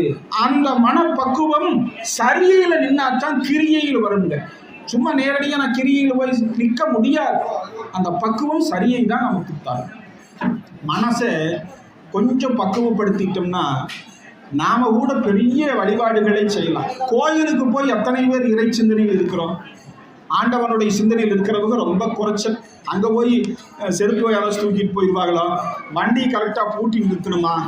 எத்தனை சிந்தனை வருதுங்க. கையொன்று செய்ய, விழியொன்று நாட, கருத்தொன்று என்ன, பொய்யொன்று வஞ்சக நாவொன்று பேச, புலால் கமலும் நெய்யொன்று சார, விரும்பி யான் செய்யும் பூசையை எங்கனம் ஏற்பாய் வினை தீர்ப்பவனேன்னு பட்டினத்து சாமிகள் கேட்கிறாருன்னா, கோயில்ல புத்தியை எங்கேயோ வச்சுட்டு இருக்கிறது சிறப்பா? இப்ப நாம் இங்க உட்கார்ந்துட்டு இருக்கிறோம். இப்படியே பஸ் ஏறி நேரா பழனி பஸ் பிடிச்சி பழனி போய் சேர்றோம். இறங்கி கொஞ்ச தூரம் தக்க நடந்தோம்னா அற்புதமாக தேவர் பெருமகனாரனுடைய திருவுருவ சிலை இருக்குது. தேசமும் தெய்வமும் 2 கண்கள்னு பார்த்தவர் தேவர். அவரை வணங்கிட்டு கொஞ்சம் தெம்பரம் போனீங்கன்னா அற்புதமான சரவண பொய்கை. அந்த தீர்த்தத்தில் போய் ஒரு 5 ரூபாய் காசு எடுத்து உள்ள போட்டுட்டு அப்படியே சுத்தி வந்தோம்னா ஒரு அரை அடியில் அழகான ஞான தண்டாயுதபாணி தண்ணி தொட்டிக்குள் இருப்பாங்க. எத்தனை பேர் பழனி போய் 30 வருஷத்துக்கு முன்னாடி அதை உணர்ந்தோமோ அத்தனை பேருக்கு இப்போ ஞாபகம் வரும். அந்த தண்ணி தொட்டியில் நம்மளே தீர்த்தத்தை எடுத்து சாமி மேலே விட்டு நம்ம தலையிலையும் தொலைச்சிட்டு கொஞ்சம் அந்த பக்கம் போனோம்னா கன்னிமூலையில் ஒரு கணபதி இருப்பார். கையெடுத்துட்டு வெளியே வந்தோம்னா அற்புதமான முருகப்பெருமான், ஞான தபோதனரை வா என்று சொல்லக்கூடிய குருசாமியாக கீழ் இருக்கிறார். திருவாவி நன்குடி அருணகிரிநாதர் போனப்போ குருமாலையை கொடுத்தவர். குருமாலை தந்த சட் குருநாதா திருவாவி நன்குடி பெருமாளேன்னு பாடுறார். அந்த திருவாவி நன்குடி முருகனை கும்பிட்டு மறுபடியும் கொஞ்சம் தெற்க போனோம்னா அற்புதமான மலை தெரியுது. அதிசயம் அநேகமுற்ற பழனி மலை. கீழே பாத விநாயகர் 5 முகத்தோடு இருக்கிறார். திருநீர் வாங்கி நெச்சியில் வச்சுட்டு கிரிவலம் சுத்திட்டு மேலே ஏறக்க ஆரம்பிச்சோம்னா தசு புசுன்னு உடம்பு சோறும் போது ஒத்த காலோட ஒருத்தர் மேலே ஏறிட்டு வருவார், தவழ்ந்துட்டு ஒருத்தர் வருவார். சின்ன குழந்தை அரோகராங்கிற கோஷத்தோட வரும். இத்தனை பேர் இப்படி நடக்கிறாங்களே, நம்மளும் மன உற்சாகமாக இன்னும் கொஞ்சம் தூரம் நடந்து போனோம்னா கடைசி படியில் ராஜகோபுரம் தெரியும். முருகன் வந்துட்டியாப்பா வான்னு சொல்ற மாதிரி ஆறுதலா இருக்கும். மேல போய் அங்க சுவாமியை பார்த்தோம்னா பஞ்சலோகத்துல இருக்கக்கூடிய ஆறுமுக பெருமான் நயனார், நவபாசானத்துல இருக்கக்கூடிய ஞான தண்டாயுதபாணி, சரண கமல் ஆலயத்தை அரை நிமிஷ நேரமுற்றில் தவமுறை தியானம் வைக்க அறியாத சடக சட மூடமட்டி பவவனியிலே சனித்த தமிழ்மடி ஆண்மையக்கம் உருவேனோ கருணைமுறி யாதிருப்ப தனக்குறையும் வேலை செப்பு கையிலை மலை நாதர் பெற்ற குமரோனி கடகப்பிய மீதி ரத்ன மணியணி பொன் மாலை சச்சை கமடுமல மார்கடப்பம் அணிவோனி தருணமித யாமுகுத்த கணமருகு நீள் சௌக்கிய சகல செல்வ யோகம் மிக்க பெருவாழ்வும் தகைமை சிவ ஞானமுக்தி வரகதியின் நீ கொடுத்து தயவு வேணுனைத்த வடிவேலா அருணதல பாகவத்மம் அனுதினமுமே துதிக்க அரிய தமிழ் தானளித்த மயில் வீரா அதிசயம் அநேகமுற்ற பழனிமலை மீதுதிக்க அழகர் திரு ஏரகத்தின் முருகோனேன்னு அந்த முருகனை வணங்கிட்டு வெளியில வந்து ஒரு 35 ரூபாயை கொடுத்து அபிஷேக டப்பா வாங்கி பையில வச்சுட்டு வேகமா ஏறி நம்ம பழனிமலை வந்து இதே குருவனுடைய பீடத்துக்கு வந்துடலாம். இப்போ நாம உட்கார்ந்துட்டு இருந்தது இந்த இடத்துல, மனதளவுல போனது பழனிக்கு. ஆண்டவனை பழனிக்கு 4 நாள் நடந்து போய் கால் வீங்க உடம்பு வருத்திட்டு நாம போய் அங்க வழிபாடு செய்யறதுல என்ன புண்ணியமோ அந்த புண்ணியம் மனதால போய் இப்ப ஆண்டவனை தரிசிச்சுட்டு வந்த நமக்கு கிடைக்கும், இன்னும் கூடுதலாக கிடைக்கும். இந்த மார்க்கத்தை தான் கிரியை மார்க்கம்னு சொன்னாங்க பாருங்க. ரொம்ப சிறப்புக்குரிய ஒரு வழிபாடு கிரியை. இதுதான் 2வது நிலையாக நமது சமயம் சொல்லுதுங்க. இந்த கிரியை மார்க்கத்துல கொஞ்ச நேரம் நம்ம கெட்டியா இருந்தோம்னு வைங்க, உணர்வோடு உள்ளத்தோடு ஆண்டவனை செய்யக்கூடிய வழிபாடு. இதுல கொஞ்சம் கூடுதலாக என்ன செய்யறாங்கன்னா விதிப்படி பூசை செய்யறது, கொஞ்சம் என்ன மந்திரங்களை சொல்றது, எப்படி செய்யறது, எப்படி வேள்வி செய்யறதுங்கிறதெல்லாம் தெரிஞ்சுட்டு விதிப்படி செய்யக்கூடிய வழிபாட்டை கிரியைன்னு சொன்னாங்க. இதை நமக்கு காட்டியவர் ஞானசம்பந்த பெருமான். பெருங்குளர் காலை மூழ்கி வித்தற்கு பக்தராகி அரும்பொடு மலர்கள் கொண்டாந்து ஆர்வத்தை உள்ளே வைத்து விரும்பினல் விளக்கு தூபம் விதியினால் இடவல்லார்க்கு கரும்பினில் கட்டி போல்வார் கடவுர் வீரட்டனாரே என்று பாடல். விதிப்படி பூசை செய்யறது கிரியை. இந்த நிலையில நாம கொஞ்ச காலம் இருந்தோம்னு வைங்க, ஆண்டவன் நம்ம இன்னும் கொஞ்சம் கடை தேற்றுகிறான். 3வது நிலையை நாம் அடையலாம். இந்த 3வது படிக்குத்தான் யோகம்னு பேரு. இந்த யோக மார்க்கம் 3 மார்க்கத்துல ரொம்ப முக்கியமானது. ஏன்னு கேட்டீங்கன்னா இந்த யோக மார்க்கத்துல நிற்கும் போதுதான் அஷ்டமகா சித்திகளும் கிடைக்குதுன்னு சொல்றாங்க. அனிமா லகிமா ஈசத்துவம் வாசித்துவம் கூடு விட்டு கூடுவாயிருது, நினைச்ச நேரத்துல நினைச்ச இடத்துக்கு போறது, இந்த மாதிரி அற்புதமான சித்திகளை தரக்கூடிய நிலை 3வது நிலை. இதை யோக நிலைன்னு சொல்றாங்க. இந்த யோக நிலையில முதல் நிலையில ஆண்டவன் அங்கே இருக்கிறான்னு காமிச்சாங்க, கோயிலில் இருக்கக்கூடிய இறைவனை கையெடுத்தோம். 2வது நிலையான கிரியில அங்கே இருக்கக்கூடிய இறைவன் இங்கேயும் இருக்கிறான், அகத்திலையும் பார் புறத்திலையும் பார், 2 பக்கமும் இறைவன் இருக்கிறான்ங்கிறது காட்டியது கிரியை. 3வது நிலை யோகம் இருக்குது பாருங்க, வெளியில் இருக்கிற பூரா மறைச்சிடுறாங்க. ஆண்டவனி நீ உள்முகமாகவே பார், உள்ளேயே பார். இந்த யோக நிலைக்கு பெரிய சக்தி உண்டு. இந்த யோக மார்க்கத்தை நமக்கு வரையறுத்து கொடுத்தவர் பதஞ்சலி மகரிஷின்னு ஒரு பெரிய மகான். பதஞ்சலி முனிவர் அவர்தான் அஷ்டாங்க யோகத்தை வரையறுத்தார். 8 விதமான நிலைகள்ல பகுத்து கொடுத்தார். இயமம், நியமம், ஆசனம், பிராணாயாமம், பிரத்யாகாரம், தாரணை, தியானம், சமாதி. இதுதான் இந்த 8 நிலைகள். இந்த 8 நிலைகள்ல பதஞ்சலி முனிவர் வரையறுத்தவர் இந்த 8 நிலைகள்ல ஒருத்தர் நின்னா அவனுக்கு அஷ்டமா சித்திகளும் கிடைச்சிடும். அதனால இந்த சித்தி தவறானவர்கள் கையில கிடைக்க கூடாதுன்னு உறுதியாயிட்டார். முதல்ல அதை முடிவு பண்ணிட்டார், யாருக்கு இந்த சித்தி கொடுக்கணும். அதனால இந்த 8ல முதல் 4 எண்ணத்தை ஒருவனை தயார் செய்யறதுக்கு முடிவு பண்ணிட்டாரு. அது யோகம் அல்ல. இந்த 8 எண்ணத்துல முதல் 4 எண்ணம் யோகம் அல்ல. இயமும் யோகம் அல்ல, நியமும் யோகம் அல்ல, ஆசனம் யோகம் அல்ல, பிராணாயாமம் யோகம் அல்ல. இந்த 4ம் யோகத்தை அடைவதற்கான ஆரம்ப நிலைகள், துவக்க பணிகள். பின்னாடி இருக்கிற 4 தான் யோகம். அப்ப இயமம்னா என்னன்னு கேட்டீங்கன்னா, எதெல்லாம் ஆகாத காரியங்களோ தீயவை எது எதுவோ அதையெல்லாம் செய்யாமல் வாழ பழகுவது இயமம். முதல் நிலை யோகத்துல நான் இருக்கணும்னா முதல் நிலை கெட்டதை செய்யாமல் இருக்கிறது, கொஞ்ச நாளைக்கு நல்லதையே செய்யறது. 2வது பாருங்க நியமம், நல்லதை மட்டும் செய்யறது. முதல்ல கெட்டதை செய்யாமல் இருக்கிறது, 2வது நல்லதை செய்யறது. விதித்தன செய்தல் விளக்கியன ஒழித்தல். இதுதான் இயமம் நியமம், முதல் 2 படி. இந்த 2 படியில நம்ம கொஞ்ச நாள் வாழ்ந்துட்டாலே நம்ம நல்லவர்களாக உத்தமர்களாக இருக்கிறோம்னு நினைச்சுக்கலாம். அடுத்தது யோகத்துக்குள்ள போறதுக்கு முன்னாடி உடலை தகுதிப்படுத்தணும். பாருங்க, ரொம்ப நேரம் கால நேரம் எடுக்கக்கூடியது யோகம். இப்படின்னு போய் கும்பிட்டு தேங்காய் பழம் வாங்கி பிரசாதம் வாங்கிட்டு போகக்கூடிய நிலை அல்ல அது. பல மணி நேரங்கள் நாம் அதில் இருக்க வேண்டியது இருக்கும். உடல் ஒத்துழைக்கணும், நல்ல சௌகரியமாக உட்காரணும். அந்த உடலை ஒரு நிலையிலே இருக்கப்படுத்துவதற்கு தான் ஆசனம்னு பேருங்க. இந்த ஆசனம்ங்கிறது யோகத்தை செய்வதற்கான நிலை. அது யோகம் அல்ல, அது யோகாசனம்னு சொல்லி இன்னைக்கு நிறைய பயிற்சிகள் கொடுக்குறாங்க. ஆனா பதஞ்சலி முனிவர் நினைக்கிறார், ஒருத்தன் ஆசன பயிற்சி எடுக்கணும்னா அவன் நல்லவனாக இருக்கணும். முதல் 2 படி இயமம் நியமத்தை தாண்டி வந்தா ஆசனத்துக்கு போகணும்னு 3வது நிலையாக ஆசனத்தை வச்சார். ஆசனத்தின்படி பல ஆசனங்களை செய்து உடலை கொஞ்ச நேரம் ஒரே இடத்துல சிரமம் இல்லாம வைக்க பழகிறோம். இப்ப 4வது நிலைக்கு போனா பிராணாயாமம், மூச்சு பயிற்சி. இந்த மூச்சை நெறிப்படுத்துறது, முறைப்படுத்துறது. இது எதுக்காக செய்யறதுன்னு கேட்டீங்கன்னா, இந்த சுவாசத்தினாலே நாம குணத்தை, நாம மனதை ஒரு வழிக்கு கொண்டு வர முடியும்னு பதஞ்சலி முனிவர் நம்பினார். மூச்சு இருக்குது பாருங்க, இடகலை, பிங்களை, சுழிமுனை, இதெல்லாம் சொல்லுவோம். இந்த மூச்சை நம்ம தொடர்ந்து கண்காணிச்சு அதை ஒரு நெறிக்குள்ள கொண்டுட்டு வந்தா 3 விதமான குணங்கள் மனசுக்குள்ள இருக்குதுங்க. சாத்வீக குணம், ராட்சச குணம், தாமச குணம்னு 3 குணங்கள் இருக்குது. அதுல வசந்தது சாத்வீகம். இந்த சாத்வீகத்துக்கு மனசை நல்ல நகர்த்திடலாம். ஒரு தண்டவாளத்திலிருந்து இன்னொரு தண்டவாளத்துக்கு மனசை கொண்டுட்டு வந்துடலாம். இதை நாம இவர் சொன்ன வழியில செய்யாம, அவர் என்ன பதஞ்சலி முனிவர் பெரிய முனிவர், நான் என்னுடைய மனசை நான் கட்டுப்படுத்துறேன் பார், நான் மனசை அடக்கிறேன் பார்னு சொல்லி இந்த ஆடரவமே இல்லாத இடத்துல போய் நம்ம உட்கார்ந்து முயற்சி பண்ணலாம்னு நம்மளை மாதிரி ஒருத்தர் போனார். முதல்ல ஒரு இடத்துக்கு அமைதியா இருக்கணும்னா அந்த இடத்துல செல்போன் டவர் இருக்கக்கூடாது. நம்ம மொத்தமா நம்மளை கபலீகரம் பண்ணிருச்சு பாருங்க. அந்த டவர் இல்லாத இடம்னு பார்த்து போய் உட்கார்ந்தார். ஒரு ஆட்டோரத்தில் ஒரு மரத்துக்கடியில் போய் அதிகமா நடமாட்டம் இல்லாத இடத்துல உட்கார்றேன் என்ற மனசு எப்படி தடுமாறும், எப்படி பிறணும், அடக்கரம் பாருன்னு போய் உட்கார்ந்தார். அவர் உட்கார்ந்த நேரமா என்னமோ 5 நிமிஷத்துல ஒரு அம்மா குடத்தை தூக்கிட்டு ஒரு அழகான பெண்மணி தண்ணி எடுக்கலாம்னு வந்தார். மனசை அடக்கலாம்னு போனார். எதுக்கால அந்த அம்மா பார்த்தாரா, மனசு கெட்டு போச்சு. சே, என்னடா இன்னைக்கு நாளே சரியில்லை, நல்ல நேரம் பார்க்காம வந்துட்டுன்னு திரும்பி வீட்டுக்கு போனார். நாளைக்கு வச்சுக்கிறேன், மனசு அடக்கிறேன். இந்த கண்ணில் பார்த்ததுனால தானே எனக்கு மனம் தடுமாற்றமாச்சு. கருப்பு கலர் துண்டுன்னு 6 அடிக்கு வாங்கிட்டு வர்றேன், காலையில் இருக கண்ணை கட்டிக்கிறேன், அதே இடத்துல போய் உட்காடுறேன், உட்காந்துட்டார். அவரு நேரமா என்னமோ அடுத்த 5வது நிமிஷம் அந்த அம்மா வருது. இவர் கண்ணு தான் கட்டிக்கிறாரு.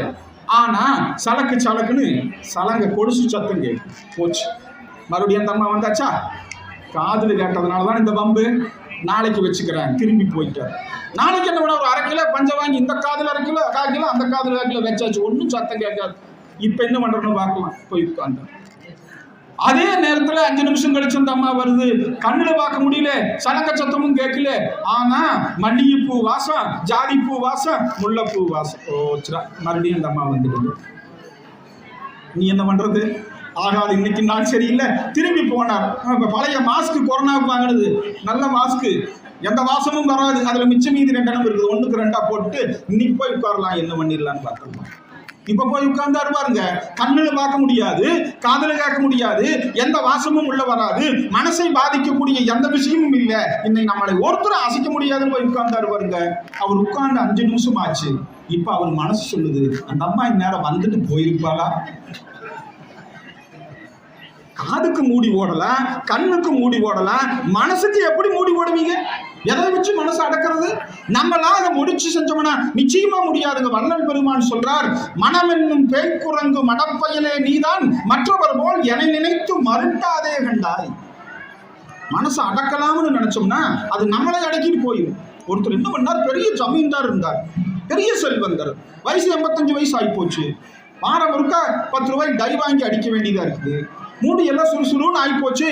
நம்ம வசதி வாய்ப்பு இருக்குது, அனுபவிக்கிறதுக்கு வயசு இல்லையேன்னு நினைச்சார். பெரிய மருத்துவர்கள் எல்லாம் போய் பார்த்தார். ஏதாவது ஒரு மருந்து போடணும் ஐயா, இளைஞனா இருக்கணும், சுறுசுறுப்பா இருக்கணும், ஏதாவது வழி உண்டாங்க. அது அப்படி எல்லாம் பண்ண முடியாதுங்க, விஞ்ஞானத்தில் அதெல்லாம் நடக்காது. எவ்வளவு செலவானாலும் பரவாயில்ல, முடியவே முடியாது. ஒருத்தர் ரொம்ப வேதியானமான மருத்துவர் சொன்னார், அதை செஞ்சு போடலாம், இதுக்கே சிரமம் போடுறீங்க, ஒரே ஒரு மருந்து சாப்பிட்டா 25 வயது இளைஞனாயிரலாம். எவ்வளவு செலவாகணும்? ஒரு 3 லட்சம் ரூபா அந்த ஒரு மருந்துக்கு மட்டும் தர்றேன், இன்னும் 2 லட்சம் தர்றேன். ஆனா ஒண்ணு, நான் மட்டும் இளைஞனாகலின்னா நீ நாளை வந்து இந்த தொழில் செய்ய முடியாது, ஊருக்குள்ளேயே இருக்க முடியாது. அதென்ன ஒரு மருந்து போடுங்க, அடுத்த நிமிஷம் நீங்க இளைஞர்களே என்னன்னு வந்து கேளுங்க. ஆனா ஒரு நிபந்தனை என்ன, மருந்து எடுத்து வாய்க்குள்ள ஓடையில கருங்குரங்க மட்டும் நினைக்க கூடாதுங்க.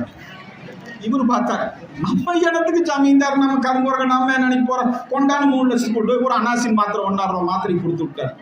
இது வந்து திரும்பி கிழிச்சா எதை நினைக்க கூடாதுன்னு நினைக்கிறாரோ அதுதான் மனசு பொருள்னு முன்னாடி வந்து மாத்திரையை வச்சுட்டேன். இன்னும் 1 மணி நேரம் ஆகிட்டு அந்த மனசு நினப்பு போகட்டும், நான் மறுபடியும் மருந்து எடுத்து போடுறேன். எப்ப எல்லாம் போய் தொட்டாலும் நாம எதை நினைக்க கூடாதுன்னு நினைக்கிறோமோ அதைத்தானே இந்த மனசு நினைக்குது. நம்மளுடைய முயற்சியால இந்த மனதை அடக்க முடியுமான்னு கேட்டீங்கன்னா நிச்சயமாக முடியாது. அருளாளர்கள் சொல்றாங்க, உணர்ந்து சொல்றாங்க, நிலை வருமார் எண்ணிது ஏல் நெஞ்சே நீ வா.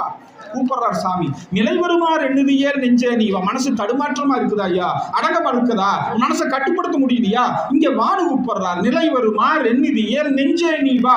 நித்தனும் எம்பிரானுடைய கோயில் புக்கு புலர்வதன் முன் அழகிட்டு கோலமிட்டு பூமாலை புனைந்தேத்தி புகழ்ந்து வாடி தலையார கும்பிட்டு கூத்துமாடி சங்கரா சயபோற்றி போற்றி என்றும் அலைபுலர் சேர் செஞ்சடை என் ஆதி என்றும் ஆரூரா என்றும் நீ அலரான் இல்லை.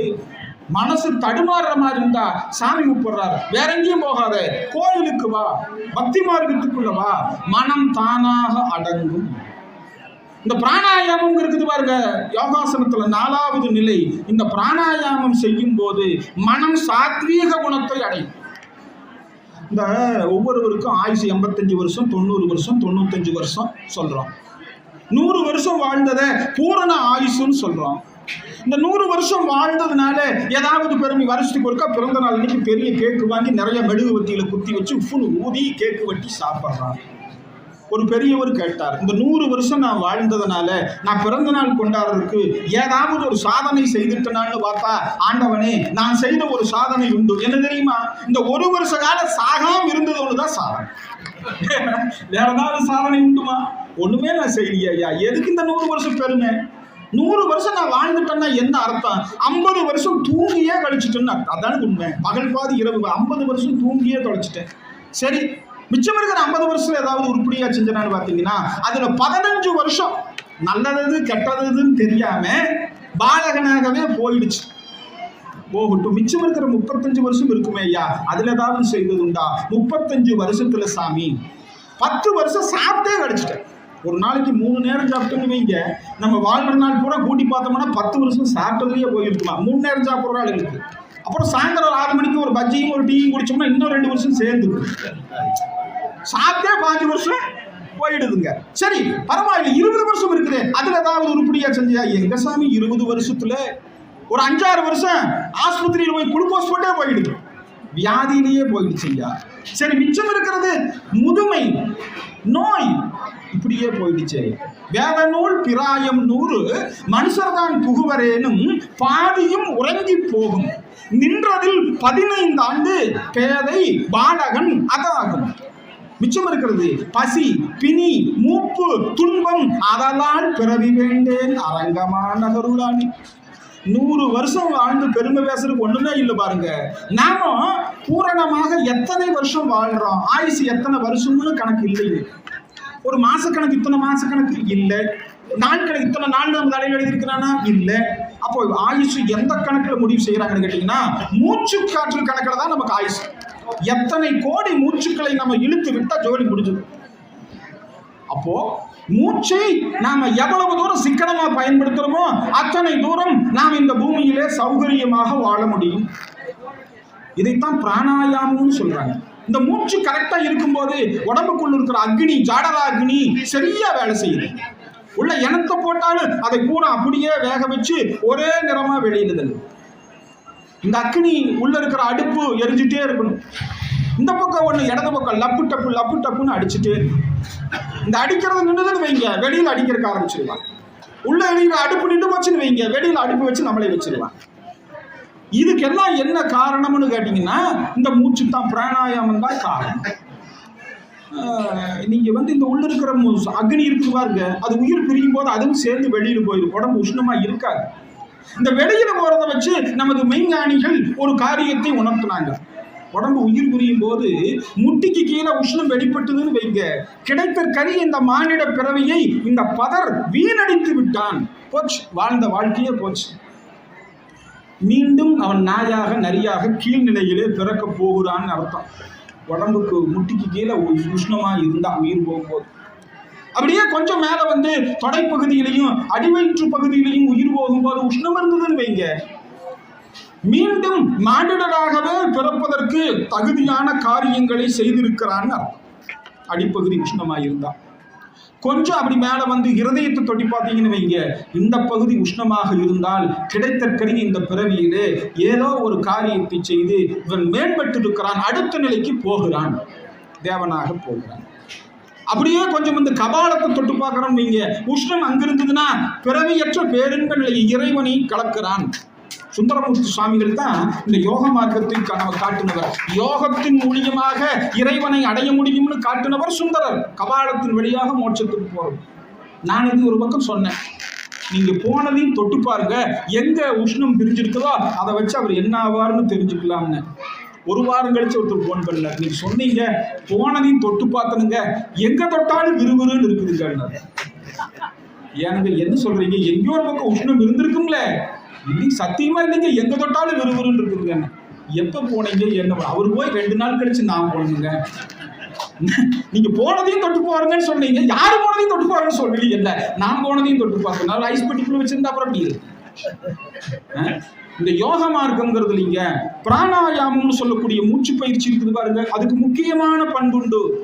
அது ரொம்ப பயிற்சி எடுத்துக்கணும். இது மனதை நெறிப்படுத்தக்கூடியது, உடலை நெறிப்படுத்தக்கூடியது. இப்ப 4 நிலைகளை பதஞ்சலி மகரிஷி நம்மளுக்கு சொல்லிட்டாங்க. ஒண்ணு யமம், இன்னொன்னு நியமம், இன்னொன்னு ஆசனம், இன்னொன்னு பிராணாயாமம். இந்த 4ம் யோகத்துல நம்ம போறதுக்கு தகுதிப்படுத்திக்கக்கூடியது. இதெல்லாம் யோகம் அல்ல. இப்ப முதல்ல யோகத்துக்கு ஆரம்பிக்கிறார், அதுதான் பிரத்யாகாரம்னு பேருக்கு. 5வது நிலை பிரத்யாகாரம். இது என்ன சொல்ல வர்றாருன்னா, சாமி இந்த மனம்ங்கிறது அலையலையாக எண்ணங்களை உருவாக்கிட்டே இருக்குது. நல்ல எண்ணங்கள் வருது, கெட்ட எண்ணங்கள் வருது, அலையலையா வருது. எல்லா நேரத்திலையும் நம்ம நல்லவனாக இருக்க முடியாது, எல்லா நேரத்திலையும் தப்பானவராகவும் இருக்க முடியாது. எண்ணங்கள் மாறி மாறி வருது. சாமி சொல்றாங்க, எப்பப்பெல்லாம் கெட்ட எண்ணம் வருதோப்பா அப்பப்பெல்லாம் ஒரு நல்ல எண்ணத்தை போட்டு அதை அமுத்திருங்கிறார். இது மனதுக்கு கொடுக்க வேண்டிய பெரிய பயிற்சி, நீண்ட காலம் செஞ்சா தான் வரும். ஒன்றுக்கு பிறவியாக இன்னொன்றை வைக்கிறதுனால இதுக்கு பிரத்யாகாரம்னு பேருங்க. தீய எண்ணத்தை நல்ல எண்ணத்தால போட்டு அமுத்துறது.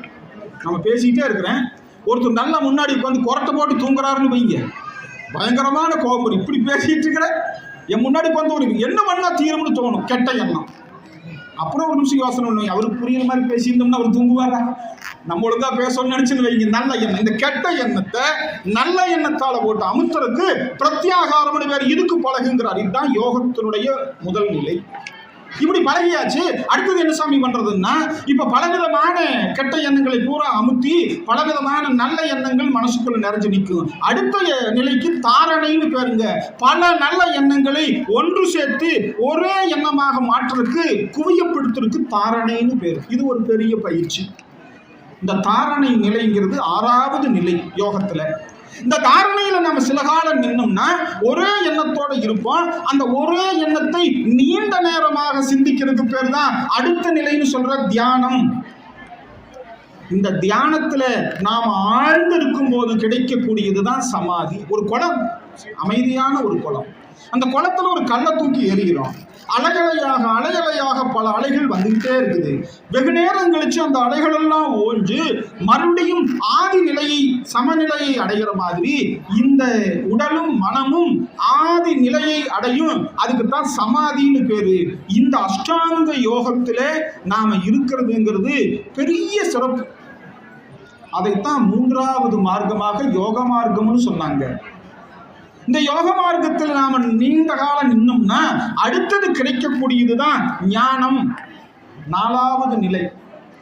4 படிகள்னு சொல்ற பாருங்க. முதல் படி கிரியை, ஆண்டவனை வெளியில பார்க்கிறது. இரண்டாவது படி, முதல் படி சரியை, ஆண்டவனை வெளியில பார்க்கிறது. இரண்டாவது படி கிரியை, வெளியில் இருக்கக்கூடிய ஆண்டவன் உள்ளேயும் இருக்கிறான்னு பார்க்கிறது. மூன்றாவது நிலை, வெளியில் எங்கேயும் தேடாம உள்ளுக்குள்ளேயே ஆண்டவனை உணர்வது. 4வது நிலை இருக்குது பாருங்க, அதுக்கு யோகம்னு பேரு. இந்த யோகம்ங்கிறது நீ அதுவாகவே இருக்கிறாய்னு உணர்வு. நான் வேறு அது வேறு அல்ல, இறைவன் வேறு நான் வேறு அல்ல, இரண்டர களத்தல் அப்படிங்கிற ஒரு வார்த்தையை சொன்னாங்க. அது என்னங்க அவ்வளவு பெருசா சொல்றீங்க? இரண்டர களத்தல்னு சொல்றது பதிலா ஒன்றாவதுன்னு சொல்லிடலாமல், அர்த்தம் ஒண்ணுதானே, அதுவும் நானும் ஒன்றாவதுன்னு சொல்லிடலாமா? சொல்லக்கூடாதுங்கிறாங்க. இரண்டர களத்தல்ங்கிறது வேற, ஒன்றாவதுங்கிறது வேறங்கிறாங்க. அவர் ஜீவான்மா, நாம பரமான்மா, அவரு ரெண்டும் ஒன்று சேரும் போது வேறுபாடு இல்லாமல் ஒன்று சேர்றது. பால் தனியா இருக்குது, தண்ணி தனியா இருக்குது, ரெண்டும் வேற வேற. ஒன்று சேர்த்தனோம்னா பால் மாதிரியே தண்ணியும் ஆயிடுற மாதிரி ஆண்டவனை போலவே நாமும் அவனோடு இரண்டரை கலக்கக்கூடிய நிலைக்குத்தான் யோகம்னு பேருங்க, ஞானம்னு பேரு. அந்த பரிபூர்ண ஞான நிலையை நம்ம 4வது படியாக பெரியவர்கள் வச்சாங்க. ஞானத்தை பத்தி சுவாமி மனோகரன் சுவாமி அவர்கள் அற்புதமாக பேசினாங்க. எதெல்லாம் ஞானம்? ஞானத்துக்கு முதல் காரணம், முழு காரணம் குருதான். மற்ற சரியை, கிரியை, யோகம் 3 நம்ம முயற்சியால செஞ்சிடலாம். ஞானத்தை எத்தனை நூல்களை படித்தாலும் நிச்சயமா ஞானத்தை நாம் அடைய முடியாதுங்க. கண்டிப்பா ஒரு குருநாதர் நமக்கு வந்து உணர்த்தியே ஆகணும். குருவானவர் ஒரு தீட்சையை கொடுப்பார். 6 விதமான சமயங்களை கொண்டது நமது தர்மம். சிவபெருமானே முழுமுதற் கடவுள்னு கும்பிடக்கூடிய சமயத்துக்கு சைவம்னு பேருங்க. பெருமாள் பெரியவர்னு போற்றக்கூடிய சமயத்துக்கு வைஷ்ணவம்னு பேரு. முத்தமிழ் கடவுளான முருகனே முதல்வன்னு கும்பிடக்கூடிய சமயத்துக்கு கௌமாரம்னு பேரு. பிரணவத்தின் வடிவமான விநாயகரே பெரியவர்னு கும்பிடக்கூடிய சமயத்துக்கு கானாபத்தியம்னு பேரு. அன்னை ஆதிபராசக்தியே முழுப்பெரும் தெய்வம்னு கும்பிடக்கூடிய சமயத்துக்கு சாத்தம்னு பேரு. கண்கண்ட தெய்வமான சூரியனே கடவுள்னு கும்பிடக்கூடிய சமயத்துக்கு சௌரம்னு பேரு. இந்த 6 விதமான சமயங்களையும் ஒன்று சேர்த்தியதுதான் நமது தர்மம். 6 சமயத்துல 6 பெரும் கடவுள்கள் உண்டு. 6 பேருக்கும் வேற வேற கோட்பாடுகள் உண்டு. இந்த 6 சமயங்களும் ஒன்று சேர்ந்து ஒரு இடத்துல நிக்குதுன்னா அது என்னன்னா 6 சமயத்திலும் குருவை அல்லாமல் நாம ஒரு நாளும் இறைவனை அடைய முடியாது. குருவுக்கு அவ்வளவு சிறப்புங்க. சைவத்துல சிவபெருமான் தான் கடவுள், ஆனா அவங்களுக்கு குருவும் ஆதி குருவும் சிவபெருமான் தான். தட்சிணாமூர்த்தியாக தென்முக கடவுளாக இருக்கிற குரு தான் சைவத்துல குரு, முதல் குரு, ஆதி குரு. சரி, விநாயகர் எடுத்துட்டீங்கன்னா ஔவையார் பாடுறாங்க, விநாயகராக உள்ள குருவடி வாகி குவளையின் தன்னுள் திருவடி வைத்து திறமிது பொருள் என. விநாயகரை கானாபத்தியும் குருவாக பார்க்குது. பெருமாளை எடுத்துட்டீங்கன்னா லக்ஷ்மிநாத சமாரம்பாம் நாதயாமுன மத்தியமாம் அஸ்மத் ஆச்சாரிய பரியந்தாம் வந்தே குரு பரம்பராம். ஆதி குருவாக பெருமாளை கும்பிடுறாங்க. முருகக்கடவுள் கௌமார முருகன், குருசாமின்னு ஒரு பேர் இருக்குதுல்லுங்க. எத்தனையோ பேருக்கு குருசாமின்னு பேர் வைக்கிறோமே, அது எந்த சாமியோட பேருனா முருகனுடைய பேர். குருசாமினாலே முருகன் தான். அருணகிரிநாதருக்கு முருகன் நினைச்ச நேரத்துல நினைச்ச வடிவத்துல வந்துருவார். ஏ முருகா, நீ மயில் மேல இருக்கிற மாதிரி வா, வந்துருவார். ஒரு பக்கம் சேவல் கொடியோடையும் ஒரு பக்கம் வேலோடையும் வா, வந்துருவார். ஒரு பக்கம் வள்ளியோடையும் ஒரு பக்கம் தெய்வ யானையோடையும் காட்சி கொடுத்துருவார். எல்லாம் பல வகையில முருகனை அனுபவிச்ச அருணகிரிநாதர் ஒரு அனுபூதி நிலையில வந்ததையும், முருகா நீ எனக்கு எப்படியுமே வராது எப்பா, என் முன்னாடி நீ காட்சி கொடுக்குற மாதிரி இருந்தா எப்படி வரணும் தெரியுமா? குருவாக மட்டும்தான் வரணும். உருவாய் அருவாய் உளதாய் இளதாய் மறுவாய் மலராய் மணியாய் ஒளியாய் கருவாய் உயிராய் கதியாய் விதியாய் குருவாய் வருவாய் அருள்வாய் குகனே.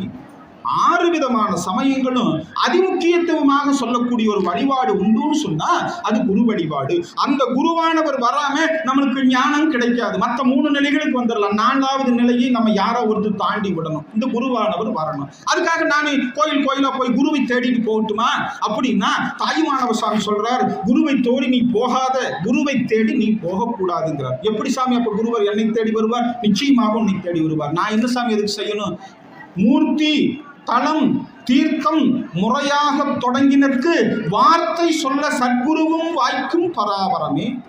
யாரெல்லாம் மூர்த்தியையும் ஸ்தலத்தையும் தீர்த்தத்தையும் பக்தியோடு வணங்கி இந்த முதல் 3 நிலைகளில் நிற்கிறார்களோ 4வது நிலைக்கு குருவானவர் பக்குவப்பட்ட உன்னை தேடி வருவார். வர்றவர் சாமானியமா வரமாட்டார், வந்து தீட்சை கொடுப்பார். இந்த தீட்சைங்கிறது கொடுத்து கெடுப்பதுன்னு சொல்றாங்க. தீட்சைங்கிற வார்த்தைக்கு அர்த்தம் என்னன்னு போய் பார்த்தீங்கன்னா கொடுத்து கெடுப்பது. எதை கொடுக்கிறது? நம்மகிட்ட இல்லாத ஞானத்தை கொடுக்கிறது. எதை கெடுக்கிறது? நம்மகிட்ட இருக்கக்கூடிய அஞ்ஞானத்தை கெடுக்கிறது. ஞானத்தை கொடுத்து அஞ்ஞானத்தை விளக்குவதனால அதுக்கு தீட்சைன்னு பேருங்க. இந்த கோழி இருக்குது பாருங்க, கோழி மொட்டு வச்சிருக்கு, மொட்டு வச்சு போட்டு கம்மன் அக்கட்ட போகாது, அந்த மொட்டு மேலேயே உட்கார்ந்து தன்னுடைய வெதுவெதுப்புலேயே அந்த முட்டையை வச்சு அதை குஞ்சு வரைக்கும் பார்த்து இப்படி தொட்டு தொட்டு அதை சுகப்படுத்துறதுனால அந்த தீட்சைக்கு பரிச தீட்சைன்னு பேருங்க. குருநாதர் நம்மை தொட்டு ஆசீர்வாதம் செய்து கடை தேற்றுவார், இதுக்கு பரிச தீட்சைன்னு பேரு. அதே மாதிரி மீன் இருக்குது பாருங்க, அது போய் முட்டை வச்சுட்டு ஆயிரக்கணக்கான முட்டை வச்சுட்டு ஒவ்வொரு முட்டையும் தொட்டு பார்க்காது, முட்டைகள் எல்லாம் வச்சுட்டு தள்ளி போய் நின்று திரும்பி பார்க்கும். கண்ணாலேயே அந்த முட்டைகளை பக்குவப்படுத்தக்கூடிய தன்மையுடையது மீன். அதுபோல குருநாதர் எங்கேயோ இருப்பார், நாம் அந்த கடைக்கோடியில் இருப்போம். கண்ணால் அவருடைய பார்வையால் நம்மை பார்த்தா போதும், கண்ணாலேயே நமக்கு கடாட்சி தருள்வார். அதுக்கு நயன தீட்சைன்னு பேருங்க. தொட்டு ஆசீர்வாதம் செய்யறது ஸ்பரிச தீட்சை, கண்ணாலேயே நம்மை கடை தேற்றுவது நயன தீட்சை. இன்னொரு தீட்சை இருக்குதுங்க, ஆமையே எதுக்கு உதாரணமா சொல்லுவாங்க. ஆமை கடல்லையே இருக்கும், ஆனா முட்டை கடல்ல வைக்காது. மீன் மாதிரி முட்டை வைக்கணும்னா கரைக்கு வந்துடும், கரையில வந்து மண்ணை பறிச்சு முட்டையை வச்சுட்டு அங்கேயாவது இருக்கும்னா அங்கேயும் இருக்காது, திருப்பி கடலுக்குள்ளேயே போயிடும். கடலுக்குள்ள போய் தன்னுடைய கண்ணால முட்டையை பார்க்காது, தொட்டும் பார்க்காது, எங்கேயோ இருந்துட்டு மனசுக்குள்ள என்னுடைய குஞ்சுகள் எல்லாம் நல்ல முறையில் வரணும்னு நினைக்கும் பாருங்க. மனசாலேயே குரு நம்மை அவர் எங்கேயோ இருந்தாலும் இவன் நன்றாக இருக்கட்டும்னு மனதால வாழ்த்துனா அதுவே நம்மளுடைய ஜென்மத்தை சாபல்யம் அடைய செய்யும். அப்படி மனதால செய்யக்கூடிய தீட்சைக்கு மானச தீட்சைன்னு பேர். ஸ்பரிச தீட்சை, நயன தீட்சை, மானச தீட்சை, இன்னும் பல பல அரிய மந்திரங்களை சொல்லி நம்மை கடை தேற்றுவார், அதுக்கு மந்திர தீட்சைன்னு பேரு. இப்படி பல வகையான தீட்சைகள், விசேஷ தீட்சை இருக்குது, நிர்வாண தீட்சை இருக்குது. நம்ம பக்குவத்துக்கு தகுந்த ஏதோ ஒரு தீட்சையை கொடுத்து ஞானம்னு சொல்லக்கூடிய பரிபூரணத்துவத்தை கொடுப்பார்.